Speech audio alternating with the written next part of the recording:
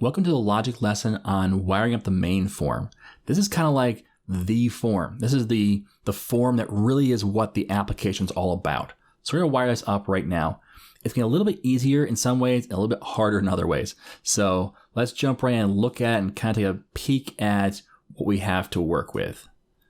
Okay, so this is our form and we have this client dropdown. We know how to take care of that. We've already done it twice. Then we have the hours box and a start timer, a title, description, and a submit. So the submit's pretty easy. We're going to take the hours and validate it, the title and description, and the client ID and submit it to the database. That's really all it's going to be. But then the tricky part comes into this start timer. So what's going to happen is if the user wants, instead of saying, I worked for 5 hours and track that through those 5 hours, we could just say start timer. And then when they're done the work, they hit stop timer.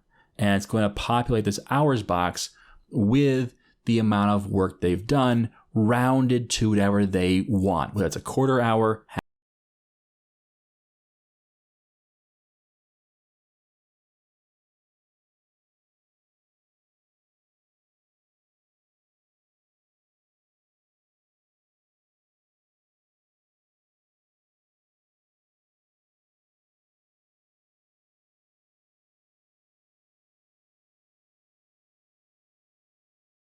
But I think we can get it done pretty easily. So let's get started. So we're going to start with this client dropdown. We know how to do this because we've done it over here and over here. So let's go ahead and go to the code behind for payments. And we're going to grab the observable collection for client. And we're going to go to the code behind for main control. And we're going to paste this in right there. So we have to do a control dot for observable collection and another control dot for client model and add both of those using statements. Now let's go back over here.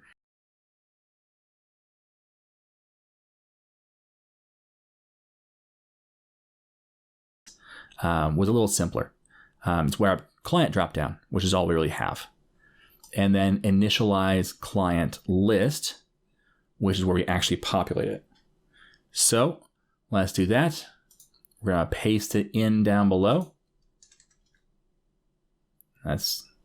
Then make a call. So we're going to initialize the client list and then wire up the client dropdown. Now, we have this SQLite data access. We have control dot, and we have this client dropdown. Client does not exist in the current context. Interesting, because we put it outside of the class entirely. Oops. So I hit Control X, and we'll put it inside the.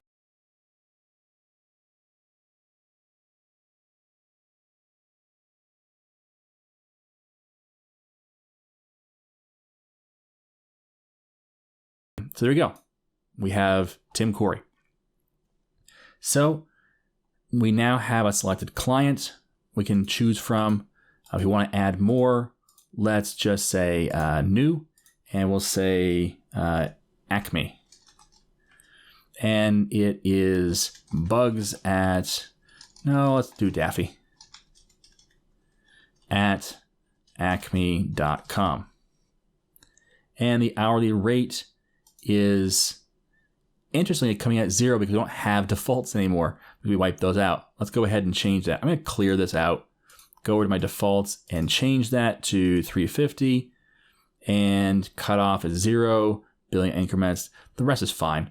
So let's just change that. And now I can go over to our client, say new, Acme, and it's going to be Daffy at acme.com. The hourly rate is now correct. We hit submit, success. And now if we come back over to our main, nothing happens. We need to wire that up. So let's go back over to our main control. I'm sorry, our main window. And if we go to main right here, we need to say click equals new event handler, which if we go to the code behind for this, we should find an empty one down here, which will copy this and paste it. Instead of about control, we'll say main control. Now if we start this, it should work. So if we go to defaults, we can go back to file main, and there we go. We have Acme, or we have I am Tim Corey now. Excellent. So we're making some progress. Let's go ahead and close out the main controls because we don't need those anymore, or main windows, sorry. And now let's start working on the rest of this. I think the best way to go about this is just to go right down to the submit button, because we can modify this to fill in this later, but we have a submit for now. So let's actually have a line return right here. And now we'll say click equals new event handler for the submit form. And now in the submit form, we can check our form first and then submit it.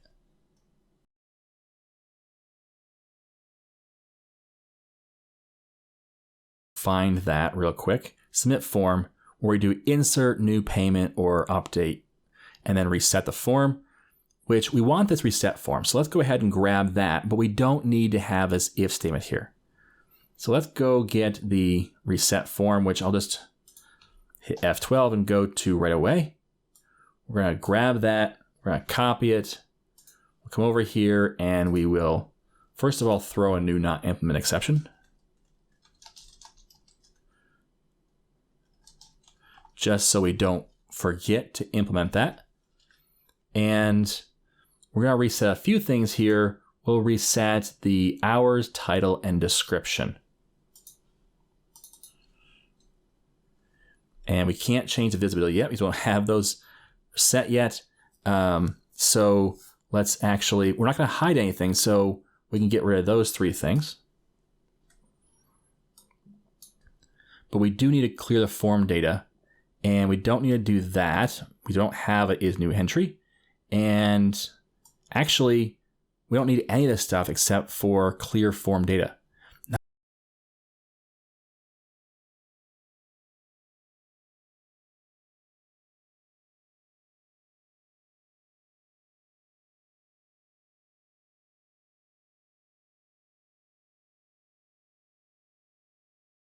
So that's what I want to do.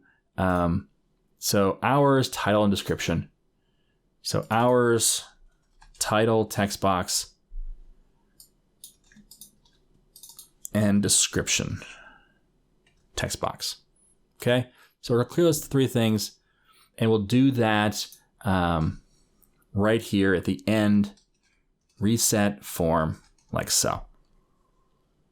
Now I'm going to get rid of this line in just a minute, but first I want to look back over and see what else does the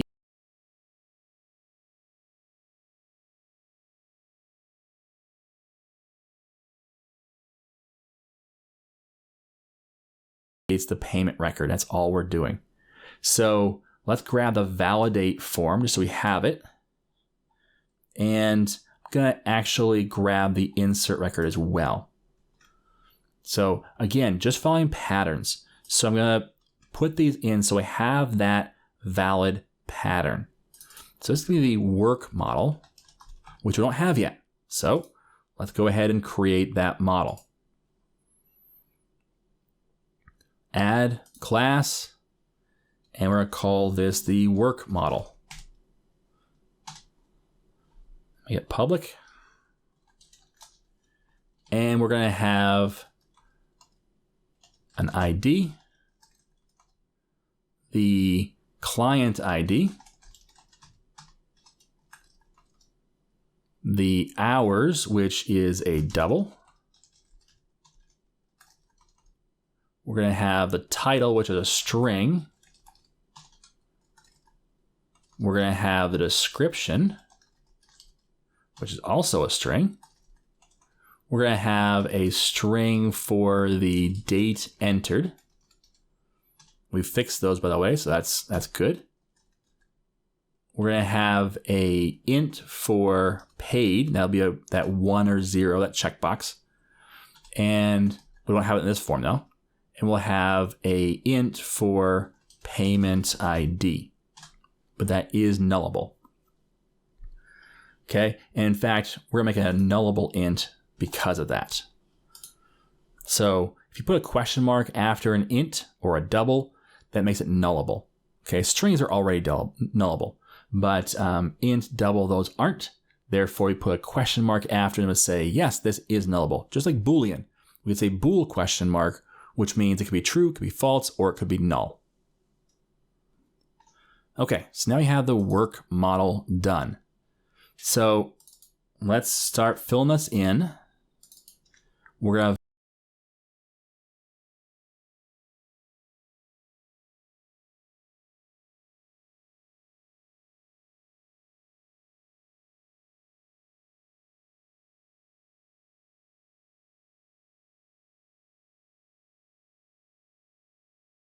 the model dot description equals description text box dot text, and the model dot client ID equals, and we'll cast this a type int, and we'll say it's the client dropdown dot selected value.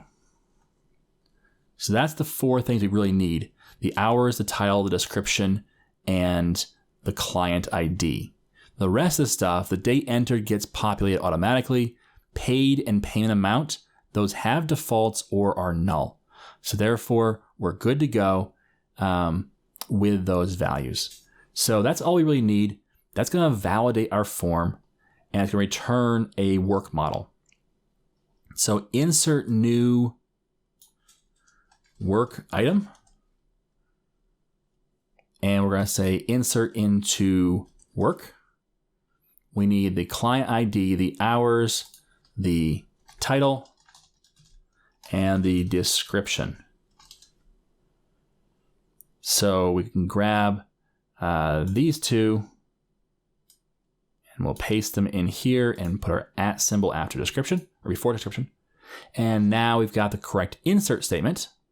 So client ID, hours, title, and description, which matches up with our table. We can validate the form. If it's valid or invalid, we say, do this, it's not valid. We don't have to grab this because we already have it, because we did that right up here. And now we can say our parameters are, we need title,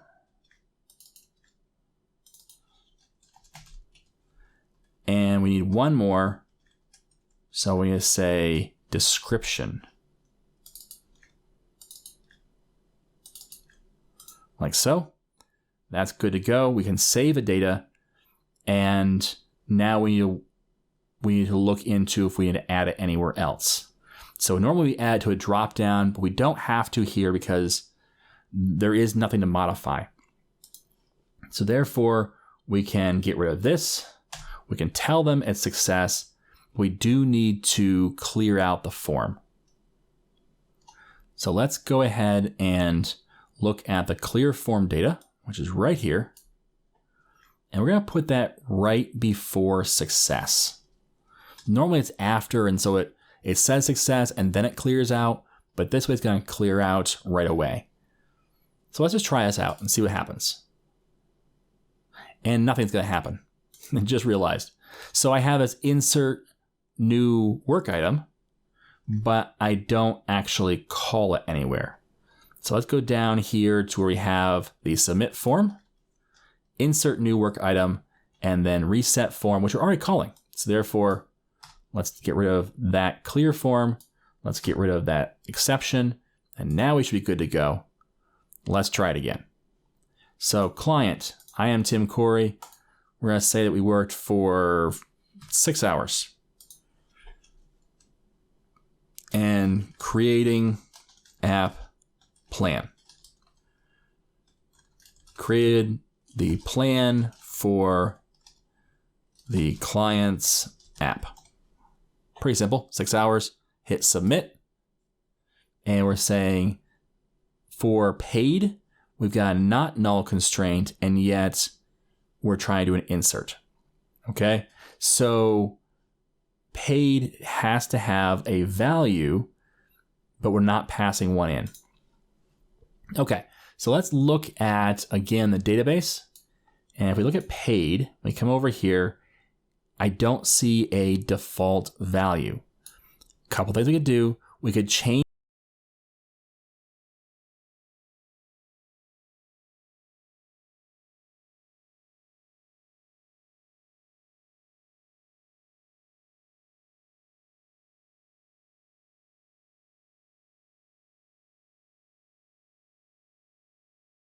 to open folder in File Explorer and go to bin, debug, and then I'm going to grab my database, right click and say copy.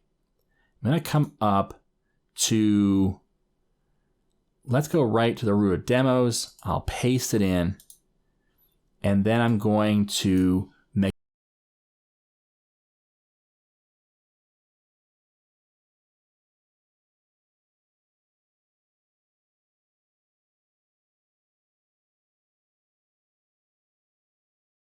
that's going to change. So modify table, let's go down to paid, and paid should have a default value of 0. So we're going to do it right instead of making up for the mistake.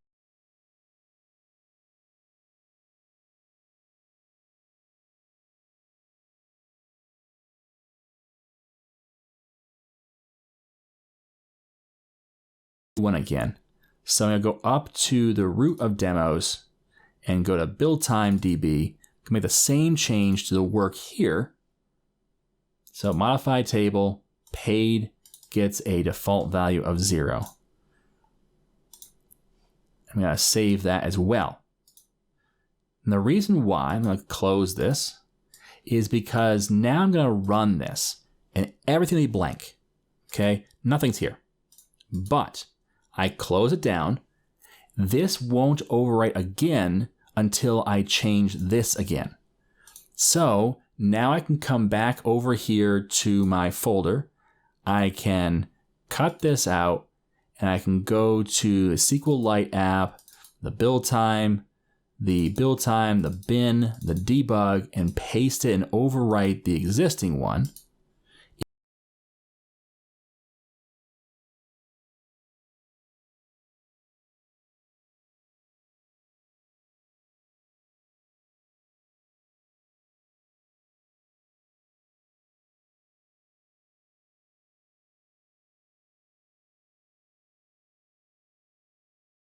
Submit. Success.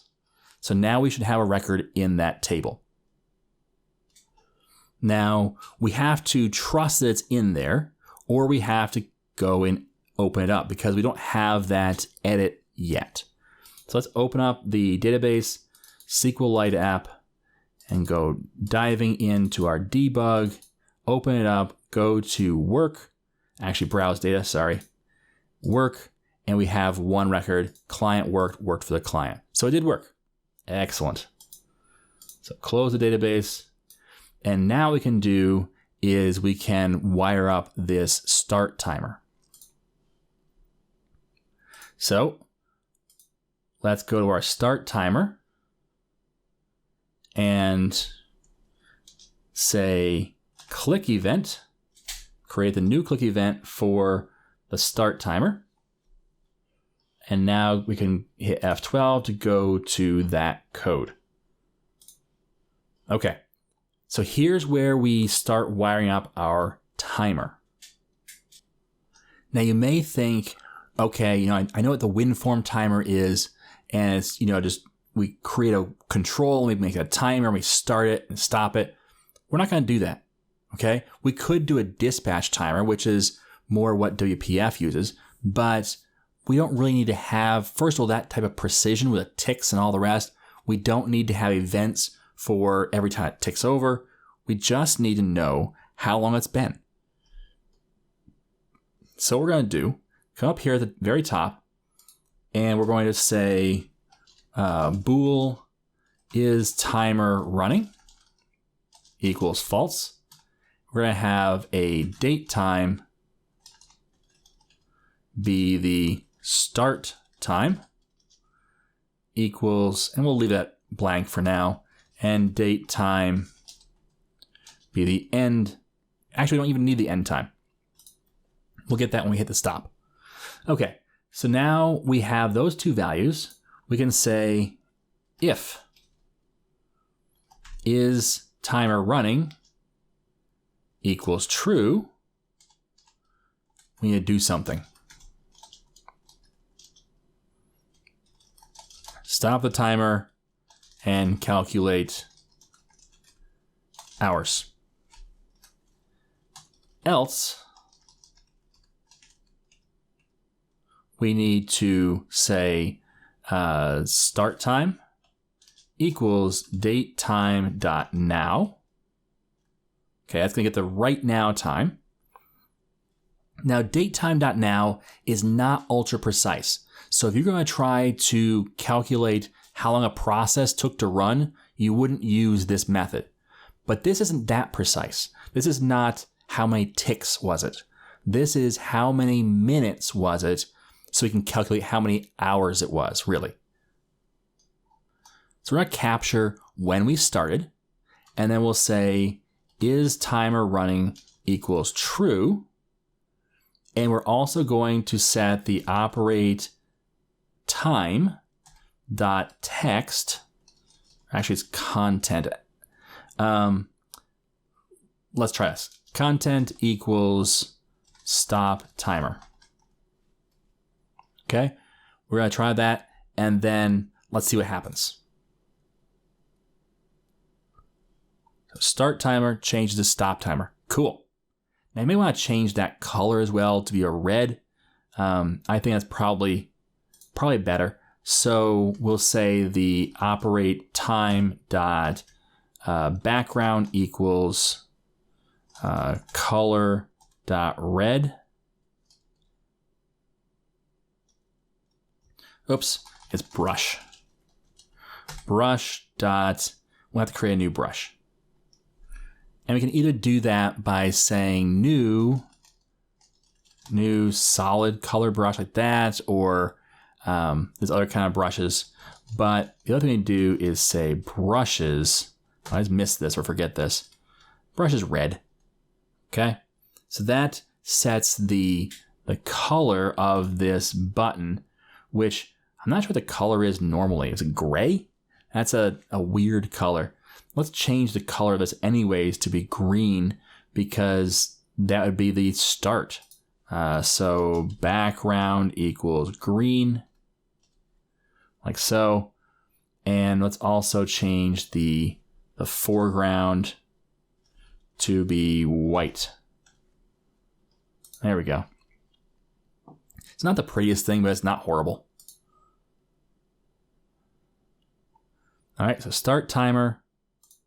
Now it's stop timer, and it's red. If you mouse over it, it gets this weird color, but we can play around that later. For right now, it tells us what it needs to tell us, and it's very, very clear about it. Okay, so let's come over here and change all of these settings, at least.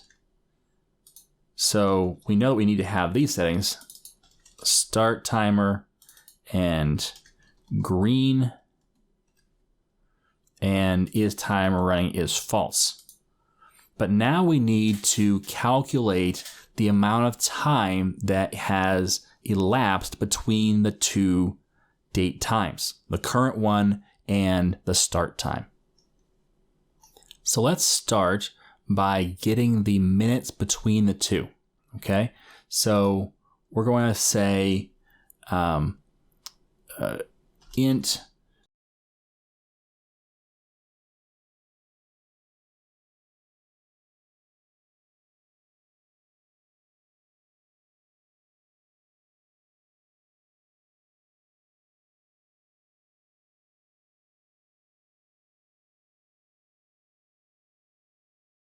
turn, actually a double. So let's change it to double.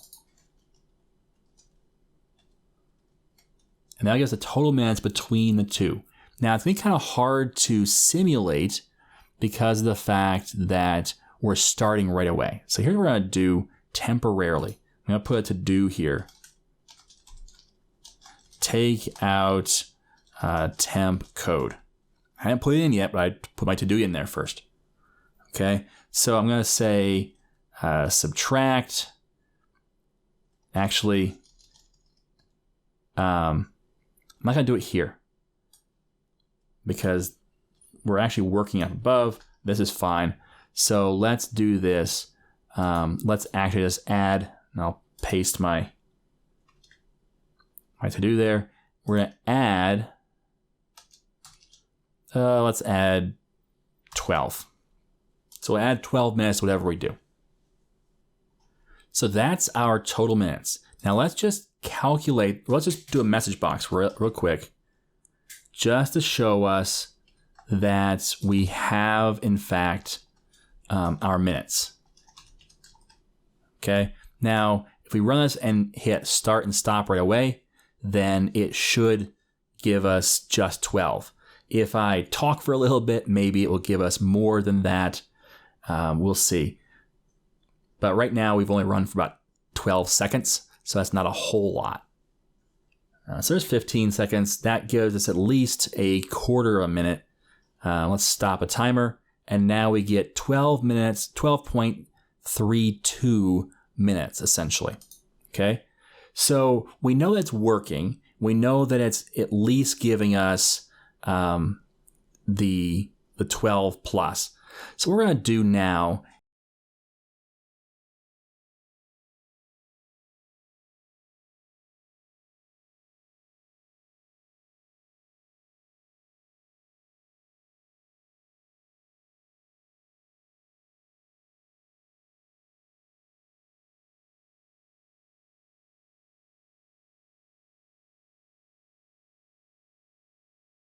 is calculate hours.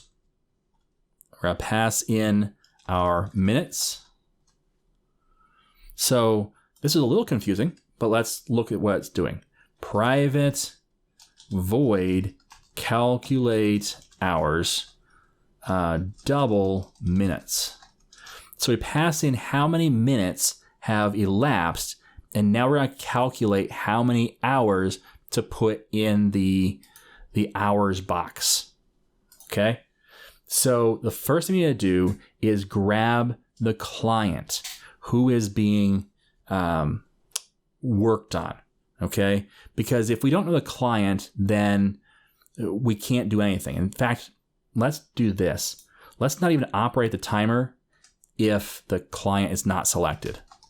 If the client dropdown dot selected item equals null, then return, and we also need to have a message here that says please select a client.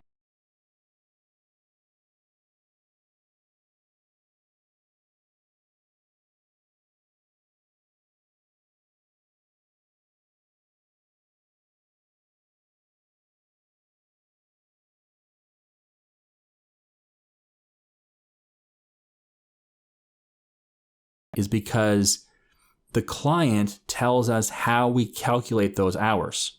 So if I were to hit stop timer and didn't have a client selected, I couldn't calculate how those hours should be displayed. Because if you round at 5 minutes and we've had 4 minutes, then it's a 0. It's 0 hours. If you round at 0 minutes, then I'm going to round to the next level. But I don't know what that next level is. Is it a quarter of an hour? Is it half an hour? Is it a full hour? What is it? So that's what I need to do there is I need to do my calculation. So I need to grab the client, which is a client model. Client equals client model. And this is the client dropdown dot selected item. Okay, so that's our client. And now we have, if we look, we say we have the billing increments. So every 15 minutes, every 30 minutes, whatever it is. And that's it'd be 0.25 for every 15 minutes. It would be 0.5 for every half hour, and so on. So we also have the not the minimum hours. We don't need that yet. Round up after X minutes. Okay. So we need to know that, and we need to know what the billing increment is. Okay. So first we need to know what do we round up after. All right. So, and then the billing increment as well. Let's grab both of those and start using them. So let's start by having a double, which is our total. Okay. We'll start off at 0. Then we're going to have a while loop. So what we need to figure out is, if we're doing billing increments by, let's say 15 minutes, so a quarter of an hour. If we have worked for an hour and a half, well, just over an hour and a half, let's say we worked for 92 minutes, then we need to figure out if those 2 minutes round up or not, if we're doing by a quarter hour. To get to that point, though, we have to subtract out our full increments first. So let's do this. We're going to do while, and we're going to say while, we can say minutes and keep subtracting. I'm not sure if I want to change the original minutes or not. So let's just do this. Double the temp minutes equals minutes. That way I have a copy of it and I can manipulate that copy. Well, temp minutes is greater than or equal to the client dot billing increment, but the billing increment is going to be times 60. Okay, because the billing increment is in hours, so we have to turn it into minutes in order to see if the minutes are above it. So what's going to happen? Let's just say we worked for 16 minutes, and the billing increment is 0.25. Well, 0.25 times 60 is going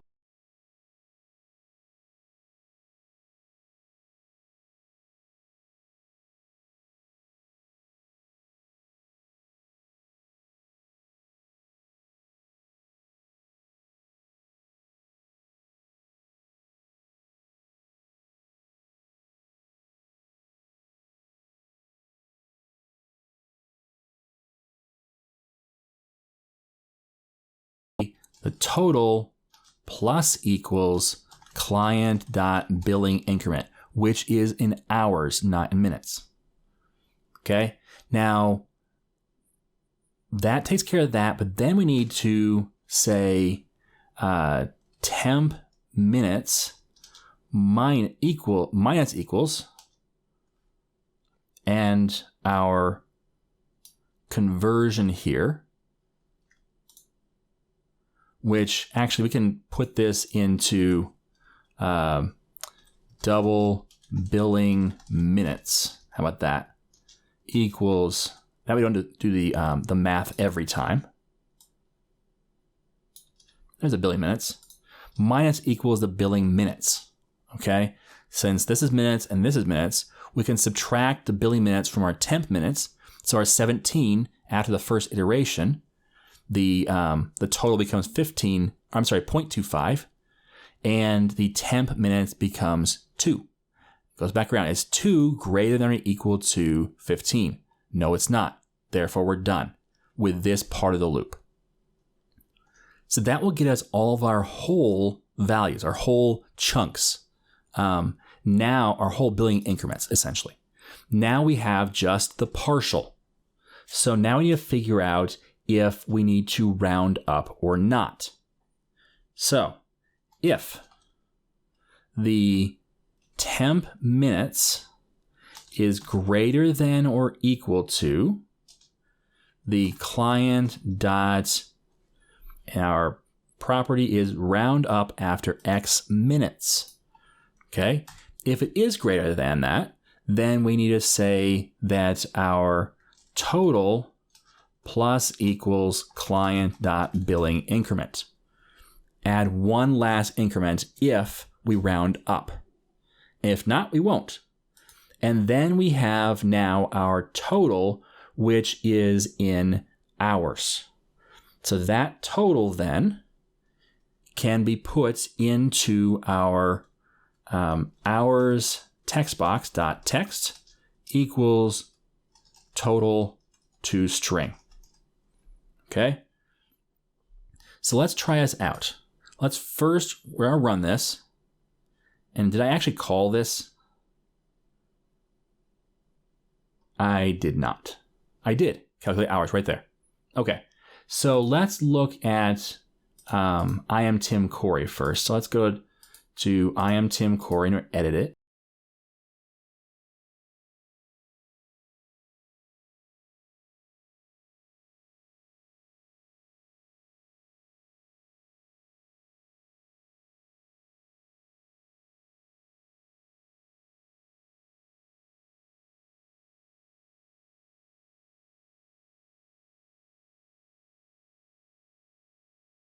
Rounding up, and I didn't run for at least a minute. So let's start again. We're going to run for at least a minute. I'll actually pause the video. That way you don't have to listen to me talk and kind of kill time for a minute. All right, so I've run it for well over a minute. Let's just put a breakpoint here. I don't want to keep running this just in case we have a bug. So I'm going to put a breakpoint right here and go back to my form. That way we look through, make sure that everything looks right as we go, and then make sure this is going to say 0.25. So we hit stop. And now let's see, our minutes are 2 minutes and 2.037 minutes. So we're going to set our total, our temp minutes, and our billing minutes. My billing minutes is 15. My temp minutes is 2.037. And my total is 0. Okay, so while temp minutes is greater than 15, it's not. So therefore, I go to the next one. If temp minutes is greater than or equal to round up after 1. If it is, which it is, then we're going to say total, which is 0, plus equals 0.25. And now we say our hours.textbox.text equals total to string. We'll take our breakpoint off, run this, and now our hours is 0.25. Perfect. Okay, so now our timer works, our insert works, and we're all good. Okay, so this form is now complete. Now we can work on our last form and get things buttoned up. But before we do, make sure you go through, understand what this is doing. Make sure you don't have any to-dos in here. We do, but we took care of it, so we're done there. You can look at the task list, make sure it's empty. And then just make sure that you understand everything that's going on before you move on. All right? Once you do, see me in the next lesson.